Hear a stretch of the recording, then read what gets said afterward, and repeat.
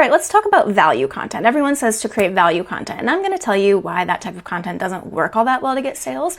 And this might be a little controversial, but stick with me. So many coaches and experts I work with are great, fantastic at creating loads of helpful content, tips, tricks, hacks, how-tos, helpful stuff like that. But it's not bringing in buyers at the consistent level that they want, people who are actually becoming high-paying clients and doing the work and going on to get great results, which is obviously what we all want, right? Tell me if this sounds familiar for you. You might get a lot of people who are inspired by you, who say they're interested in working with you, or even tell you, you're on my vision board for the future, I really want to work with you, but they're not signing up now as much as you would like. And what sucks about this is most people don't even know that this content is actually working against them. The quick tips give people a quick hit of dopamine. This is what's happening psychologically. They get a quick hit of dopamine, they think, oh, good tip, I could do that. Maybe they save it and probably never revisit it, but they keep scrolling and then they forget about you like 5 minutes later. And this happens every day, and then people think, oh, well, maybe I just need more content. No, this is not a content volume problem, it's a positioning and a messaging problem.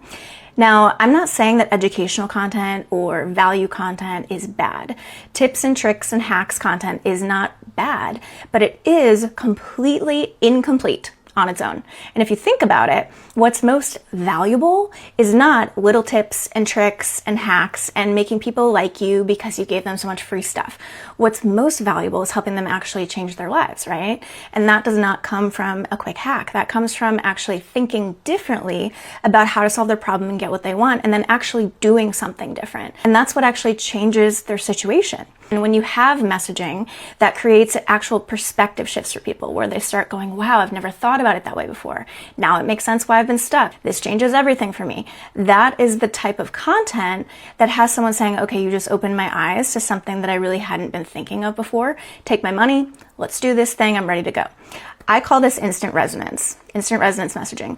And it instantly lands and has them saying, wow, that's exactly what I need. I've got to do this. And I would argue that that's the content that is really valuable. But what do you think? Was this controversial? I don't know, but it's true, and I hope it helps.